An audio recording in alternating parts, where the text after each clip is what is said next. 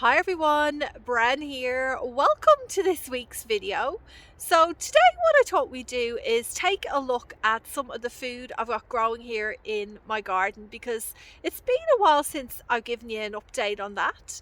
But first, let's go and check out one of the new cut flower beds. Here it is, my new cut flower area that I've been working on over winter. Now for anyone who's new to the channel, just to give you an update, last spring I started a new cut flower business called Bren's Blooms. It's a small business where I grow and sell cut flowers from my garden. And this year I'm creating a new patch. So a couple of months back I laid down some tarp to kill off the grass, and last week I pulled it up to reveal some really rich looking soil underneath. Now, having said that, I will still be doing a soil test which will let me know exactly what nutrients are in the soil or not in the soil, and then I'll be able to make the appropriate amendments. And hopefully that will mean that the cut flowers that I pop here into this patch will have the best chance to grow to their full potential. As you can see, the tarp did a great job at smothering out the weeds. However, there are some little green sprouts popping up here and there, but I'm not too bothered about that. Alright, so what you can see here is I've placed down some weed mat around the border. This will just help make it easier when mowing the grass, as well as hopefully stopping any of that grass creeping into the flower beds.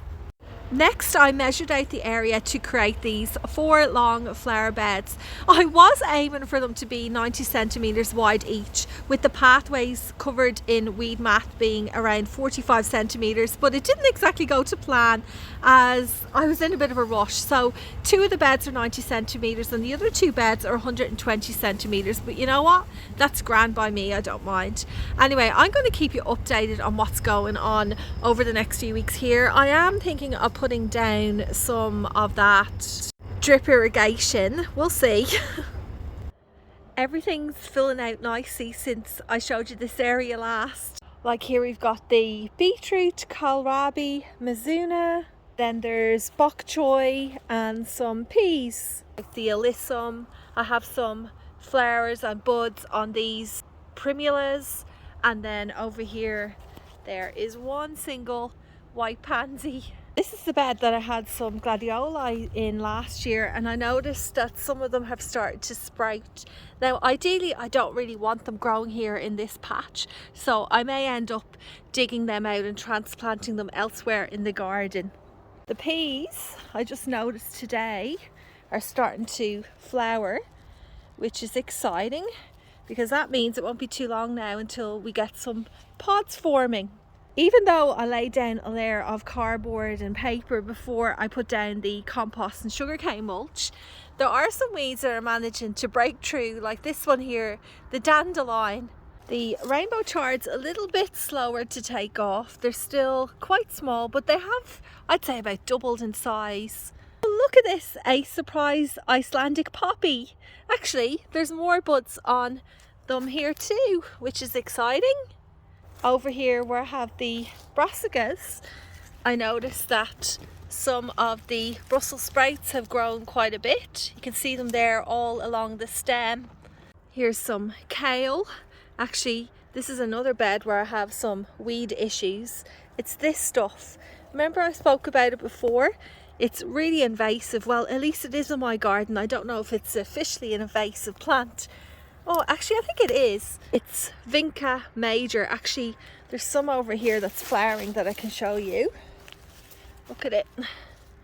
I need to go and pull all of this out. It's made its way through the cardboard. It's really persistent. And actually, look at it. This is like the celery and it's growing all the way around it. If I don't pull these out, it'll swamp out the celery plants in no time. Here are the onions, both red and brown. They haven't grown too much actually since I showed them to you last, but at least they're still alive. It's much better than my onions in the past. I've never been successful in growing these, so crossing my fingers this works out this year. Despite these potatoes getting hit by that frost we had a few weeks back, they've managed to bounce back, which is exciting. However, the same can't be said for the ginger, which has gone slightly mushy. I really need to cover this up. It's my own fault. And then what did I put in here? Oh, I think I had originally put turmeric in, but I swapped it out for some garlic. Now I put the garlic in very, very late to see if I can find any cloves in here. Oh, there's one. Oh no. Let me see. Garlic, where are you? I hope you're still even in here. Oh, there we go. Oh, look at that one. No, it hasn't sprouted. No roots or anything. So you put garlic in the ground in autumn. I put this in winter and it feels really cold. And actually, is that gone mouldy? Yes, it has gone mouldy. Ugh, I don't know. What do you reckon? Will I get a garlic harvest? Or have I left it too late? Back over here, I want to show you the kohlrabi. How much it's grown. Like, that's not too far off harvesting now. And there's more in here. Look at all this leaves from the tree that's near this bed. Oh look, there's another one. Yeah, I might harvest one of these in a couple of weeks. Let's see how the beetroot is going. So these were planted in kind of clumps. Oh, I can't even see any bulbous part at the end. Oh no, there we go. Do you see it? Oh, the camera's not even facing it. Just a little bit there. They're still very small. Quite a bit way to go, I reckon. Here in the container garden, things are looking good, except for one pot. This one that has the pansies. Yeah, it's like bone dry. I haven't been watering it. Oh, I've been so neglecting these plants. But for some reason, some of the other ones are fine. Like this is filled out nicely. These are the snapdragons, the dwarf variety. And then we have more kale here, some more silver beet, and then spring flowers like polyanthus, Bellis perennis, and over here some stock. It's already flowering. You don't really want it to be flowering when the plants are that small. You really rather, well, I'd rather the plants have bulked out a bit more before we see any blooms on it. But anyway, it is what it is. And then there's more bok choy here. I haven't had a lot of time to garden between myself being sick, my family being sick, but I mean, I got a few little things done. Like I transplanted this archway from a different section in the garden.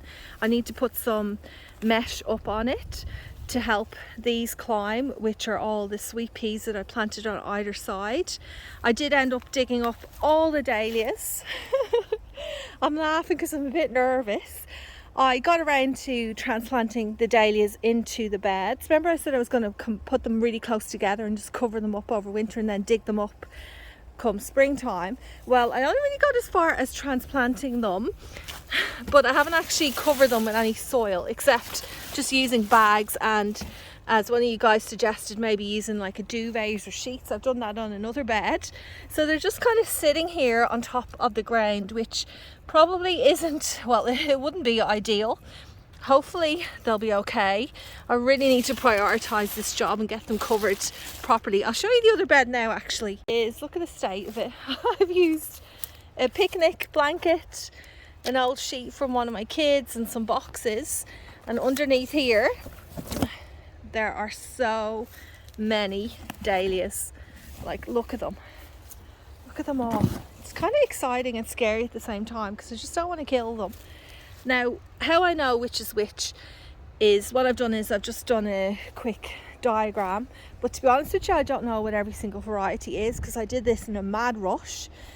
So I have a okay idea, but I'm not too concerned. I'm going to plant these all again in spring, and then maybe when it comes to summer, when they start to flower, I'll do proper labelling. The strawberries I planted in this bed a few weeks back are looking pretty good.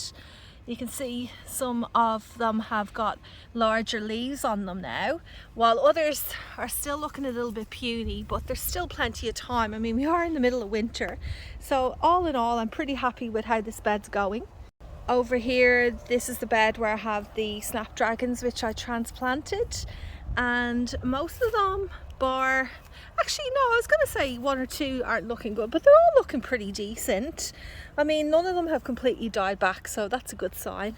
There's one shining light in this garden, which is this beautiful vibrant pink polyanthus, which was growing in the edge of this bed, besides some lettuce, which you have here. It's looking a bit patchy, like some of them haven't filled out, but that's just the way winter is. Well, that's about it for this week, everyone. Thanks so much for sticking around until the end. I'll see you again next Friday.